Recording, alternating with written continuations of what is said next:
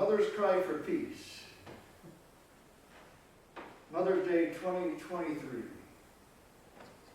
Honor thy father and thy mother, as the Lord thy God hath commanded thee, that thy days may be prolonged, that it may go well with thee in the land which the Lord thy God giveth thee. That it may go well with thee in the land. That hierarchy in the family, that father-mother relationship with the children, establishing that as the center of our society. What it's saying is, things want to go well in the land. If you don't want society to cave in, then honor thy father and thy mother. Now, Mother's Day is a holiday whose purpose is to honor the God-given, God-ordained institution of motherhood. But what do you know about this holiday? Do you know what its purpose was? How it started? Now, the Bible tells us about an important ministry of the older women in churches, the Christian women, that they're instructed to teach and to encourage the younger women of childbearing age. Now, these days, a lot of women of childbearing age don't want to learn anything from an older woman. They know it all these days. We've lost the respect for older people. Sometimes it might be for good reason, as older people have stopped desiring to teach this. And so we have a lot of young mothers out there that know nothing about motherhood and don't know how to be a mother. Don't know how to take care of kids. It says in Titus chapter 3, verses 3 and 5, the aged women likewise, that they be in behaviors becometh holiness, not false accusers, not given to much wine, teachers of good things, that they may teach the young women to be sober, to love their husband, to love their children, to be discreet, chaste, keepers at home, good, obedient to their own husbands, that the word of God be not blasphemed. Most churches today do not want to address the verses that speak specifically to women, or women in ministry, women in the church.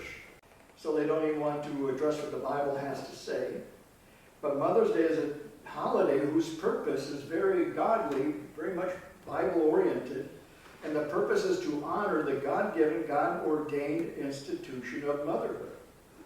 And it's not popular to say it today. But the primary ministry and role of a young woman, according to our God and His holy word, is this. I will, therefore, that younger women marry, bear children, guide the house, and give none occasion to the adversary to speak reproachfully. That is the goal. Now, think about this. Right now, they're having to replace all of us, white people, because of abortion and birth control. We're under replacement. We cannot keep the population up, so the population is waning. One of the reasons why they want to bring in people from the southern part of Latin America into our nation to make up for the lack of workers, cheap employment, to drive down wages. But God's order is to get married and have children, be a housewife. That's God's primary desire. Not everybody's going to be able to do that. But that's what God would have us do. And, you know, if Christians put more emphasis on that, our population would grow. We train the children up properly. They'd be Christians. And we would take over and hold the country by virtue of our population. But instead, even Christians have believed the lie that having children will destroy all your fun, all your good, all you have, rather than seeing them as fruit. Well, God's order to get married, have have children, be a housewife, does not diminish the depth and vital importance of the woman in motherhood. That is, I think, if you look at the design of the woman's body, that is what they are designed by nature to do. Now, Mother's Day is a day to promote the beautiful but difficult role of biblical motherhood, womanhood. Mother's Day is a holiday. Its purpose is to honor this God-given, God-ordained institution. What do you know about the holiday? What's its purpose? How did it begin? Well, Mother's Day in the United States began with a woman that was doing just what the Bible, what I've explained, the Asian women to teach the young women how to be good mothers, how to be good wives. It was in the 1850s, before the Civil War began. A woman named Anne Reeves Jarvis, she lost some children in childbirth. There was a lot of sickness because of poor hygiene practices, and so she began organizing what she called Mother's Day work clubs. She would have people like her brother James, who was a doctor, come and teach the women about hygiene and disease, how to protect the health of their children and family.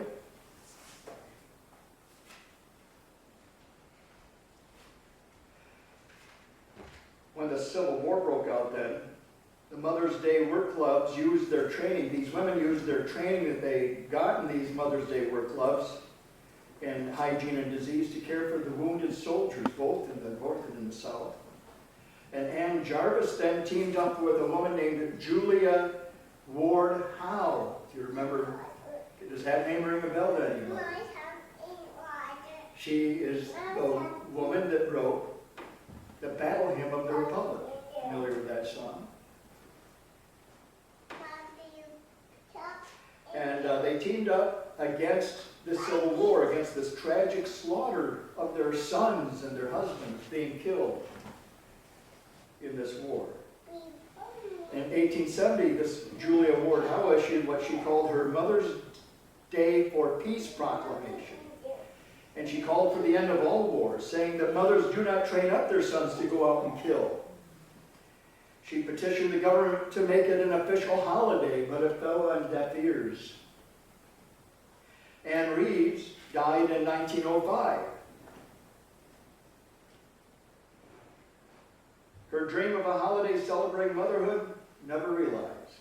But at her graveside, thought back to a time when she was 12 years old and her mother was teaching Sunday school lesson on mothers of the Bible.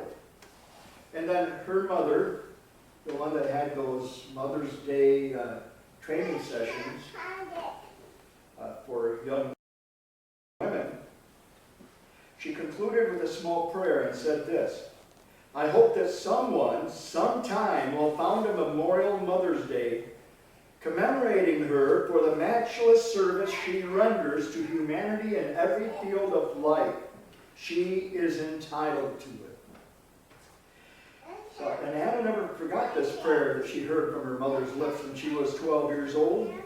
And at her mother's graveside service, she vowed out loud for everyone to hear, by the grace of God, you shall have that Mother's Day. And in honor of her mother's dream, Anna then committed herself to the task of getting the job done. She lobbied relentlessly all the politicians, and including Mark Twain, to establish such a holiday. And I don't know how much help Twain was, considering some of his quotes like this one. My mother had a great deal of trouble with me, but I think she enjoyed it. Sounds like Mark Twain. Now, Anna Jarvis held a Mother's Day service then in her home church in West Virginia in 1908. Well, if the politicians aren't going to do it, if nobody else is going to do it, I'm going to do it. So she had a Mother's Day service. We had her pastor, let's have Mother's Day service. And through her relentless lobbying, by 1912, just 4 years later, it had become an official holiday in every state in the Union. She wasn't satisfied with that. She kept campaigning until 2 years later, in 1914, President Woodrow Wilson made Mother's Day into a federal holiday. And the holiday quickly became a commercial success. There was a national carnation. That was the official flower of Mother's Day, was the carnation. And you couldn't get a hold of them. And the price went way up. The florist shops were ecstatic. And so were the candy stores. The sales went through the roof. And Hallmark cards became a big name, selling Mother's Day cards. Well, the commercialism isn't what Anna Jarvis had in mind. She felt the commercialism cheapened and distorted the meaning and the purpose of the day. She especially despised Hallmark cards. Say, a printed card means nothing except that you're too lazy to write to the woman who has done more for you than anyone in the world. I can just see her flipping her head around. Now, Anna spent every penny she had in her new fight. And her new fight this time was to kill the holiday that she'd been so instrumental in establishing.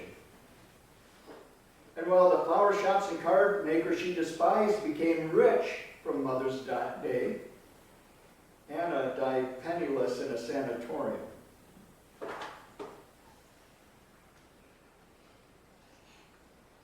Sadly, Anna Jarvis, the woman responsible for establishing our national recognition of Mother's Day, died childless. Never a mother herself.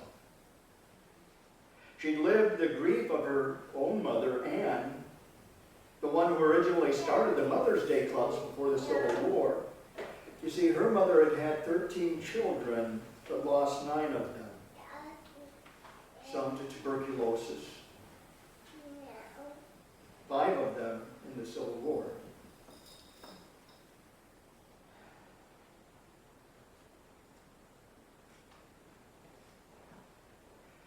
Now, what a mother experiences is totally different from a father's experience or from our experience as the children of our mothers. Isaiah 49:15 says, "Can a woman forget her sucking child, that she should not have compassion on the son of her womb?" The thoughts and the heartstrings of a mother are different than of the father's. And as children, we don't have memories of our time. I don't think any of you remember being in your mother's womb. Do any of you? You remember being in your mother's womb? It was wet, probably not very pleasant, lots of weird noises. But your mother does. Your mother remembers all the excitement of finding out that she's pregnant. The rush of emotions, the wonderment, the fear, the nervousness, and the elation. While we, as little womb dwellers, we were blissfully unaware of our strange, wet habitat. Our mothers were given that same privilege. They were alert for every uncomfortable moment of it. There are times that many women wish they could sleep right through the pregnancy and come to with a baby in their arms later on. Anytime you felt like that, Sarah? A woman confided in her doctor that she was really afraid of the pain of childbirth. So she said, "Doctor, be honest with me. How much is this going to hurt?" He says, "Well, it varies from woman to woman and pregnancy to pregnancy. It's difficult to describe pain." She says, "I know, but can't you give me some idea?" He says, "Well, grab your upper lip and pull it out a little bit. Like this? Well, a little more." She says, "Like this?" He says, "No, a little more." "Like this?" No, a little more. "Does that hurt?" "Yes, a little bit." "Now, stretch it over your head." Giving her an example. You know, the library has many books on the subject of childbirth, if you know where to look for them. I understand you'll find them in the C section.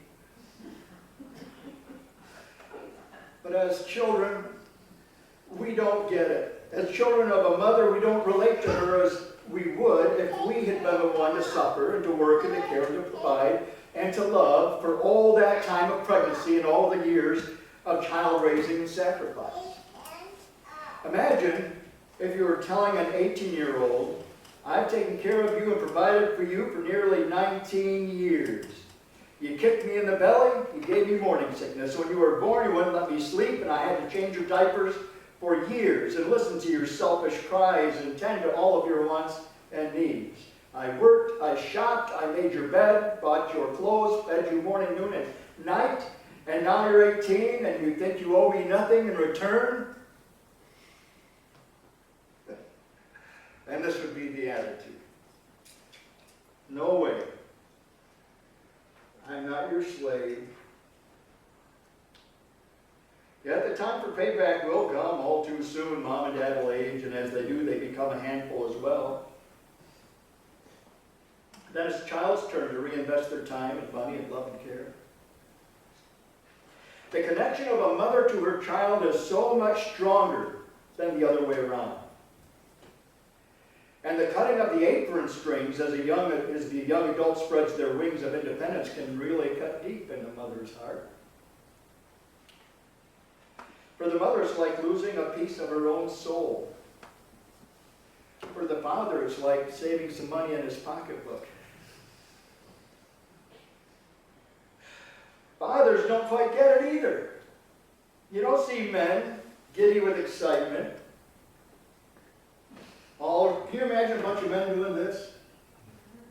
I guess there's some men now that'll do something like that. You don't see them rushing. When a woman comes in with a baby to a room, or into the church, you'll see all of the women rush and gather around that baby and admire that baby. Men kind of stand in the background and they might peek over at it a little bit. My dad had a saying, he didn't know what to say because some babies don't look that pretty. And what do you say to a mother when you're the pastor of a church? And so he would say, that's a baby. That's how he would put, now that's a baby.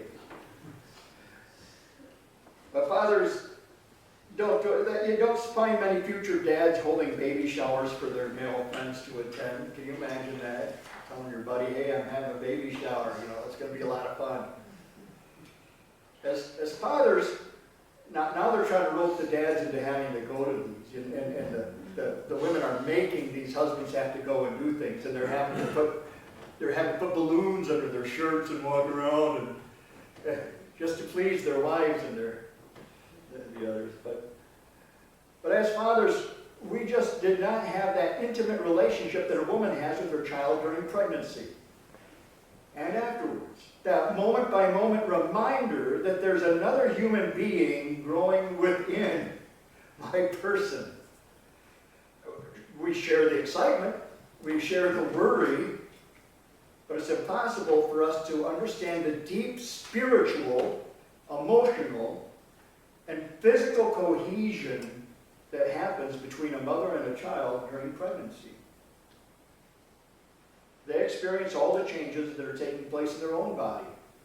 They feel the expansion of the midsection. They know that there's a mystery person in there. The body, the mind, the emotions, all being affected very dramatically in ways the husband will not and cannot understand.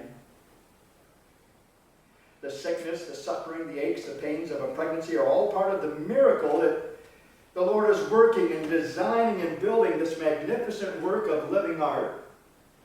A brand new life. A life that will be filled with all the joys and struggles that each of us are going to have to face. Men just aren't emotional usually in that way. The Apostle Peter commanded, therefore, that husbands especially must honor their wives and the mothers of their children. Husbands,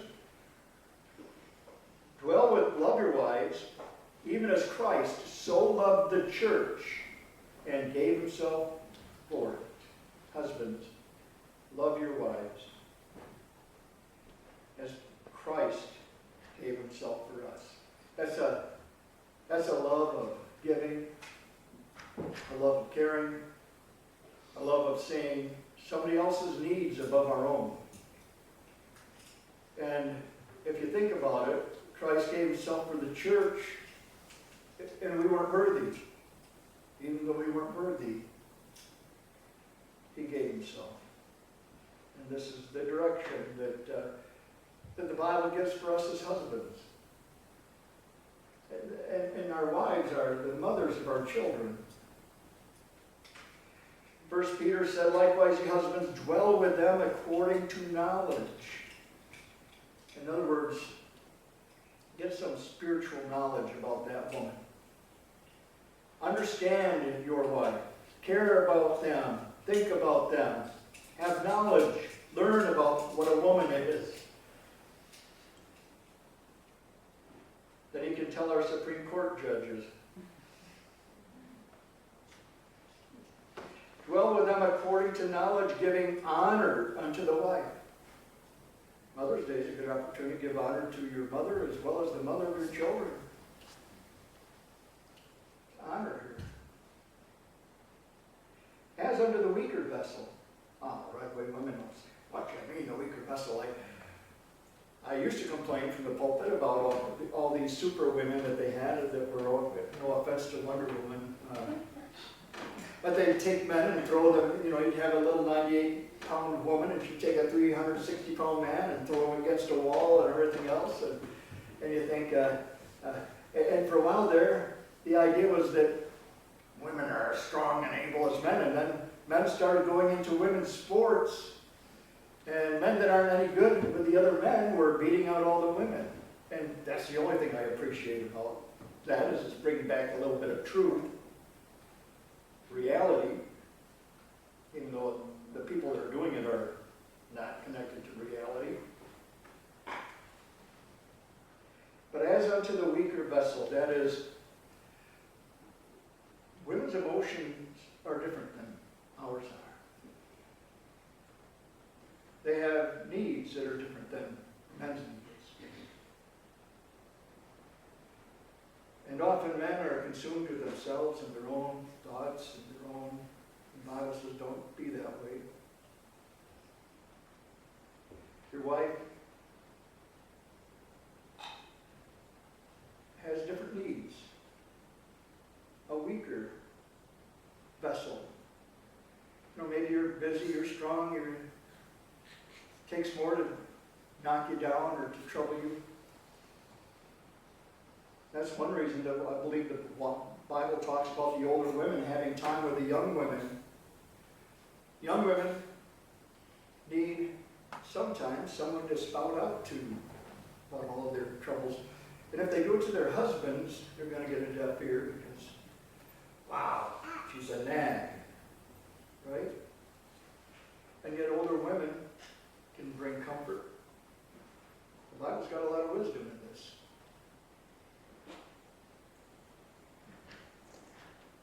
A Mother's Day is an opportunity for men to have an excuse to step beyond their own routine and to express their appreciation for their mothers as well as the mothers of their own children.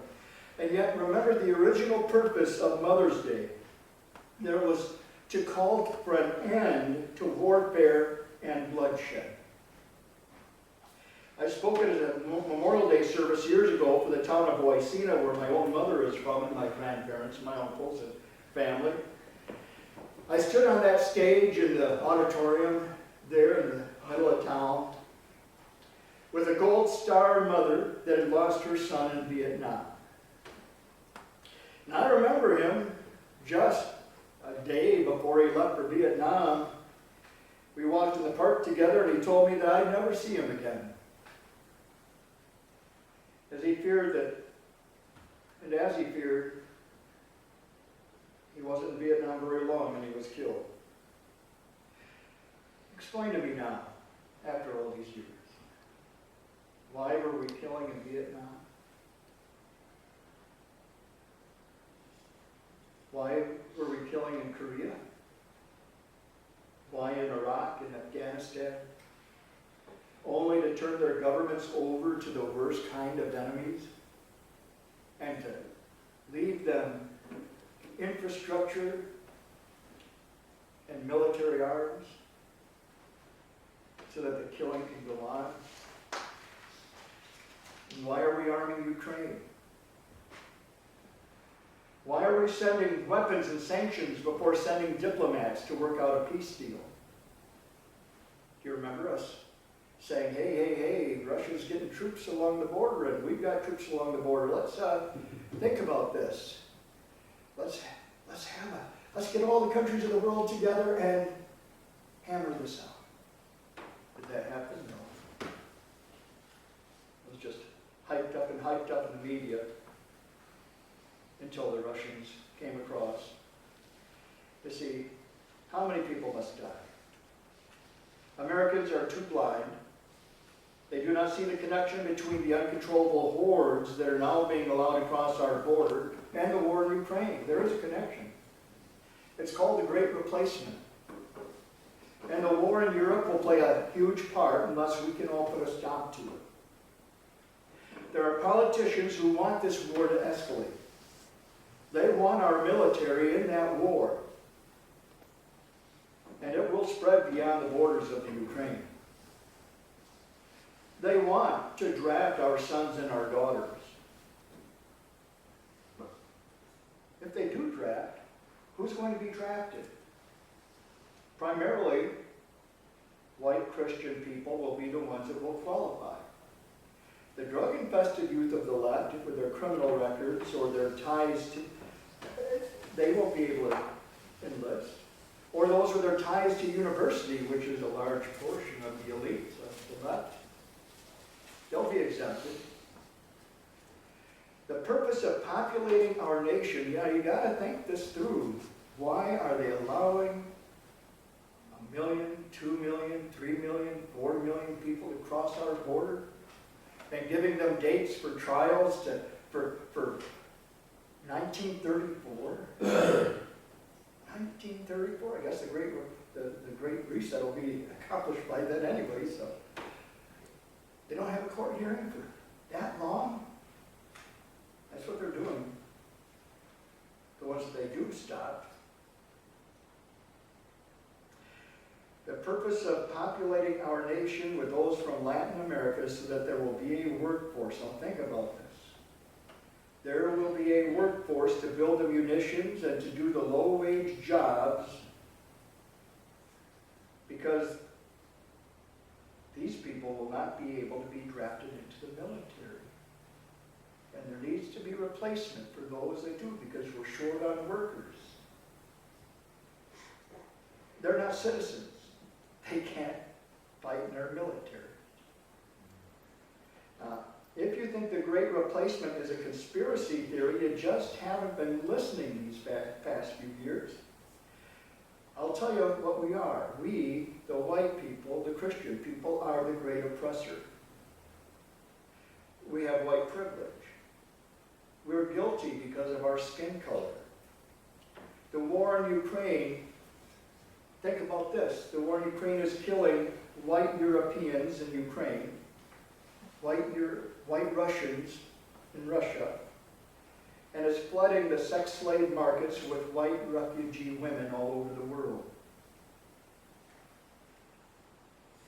This is how they plan on implementing the Great Reset. They want to destroy America, and they want to destroy biblical Christianity. Now the MAGA crowd, as they call themselves, Make America Great Again crowd, Trump supporters, or want to make America great again, and they're not a Trump supporter. We have a great opportunity to become the anti-war protest movement. We have an opportunity to begin calling for peace, not just in the Ukraine, not just for Ukraine's sake, not for Russia's sake, but for our own family's sake, for our own nation's sake. When we have spent in 1 year 3 times in munitions given to Ukraine and funding to Ukraine, 3 times what Russia spent in a year on their own military, and then other nations from NATO contributing as well. Don't you see what's going on? They're serious about all of this. We're pro-life. We need to be against unnecessary wars. We need to be seeking the dialogue, the peace table, to remedy what's going on. Bible tells us, and this is our command, here they are, swimming across, even shooting at our border patrol.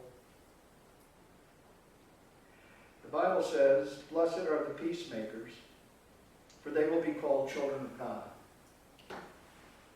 We as Americans often think, Christian Americans, we think of ourselves as warriors. Warriors in the physical sense. That we're a warring country. We're going to teach everyone else a lesson. We need to think of ourselves as peacemakers. As being a child of God. That tells you something about God as well. Jesus is saying that God desires peace. But God desires it so much that he sent his own Son so that that enmity between us and him can be taken away. He sent his own Son. He paid the price for us. That he gave his Son to bring peace.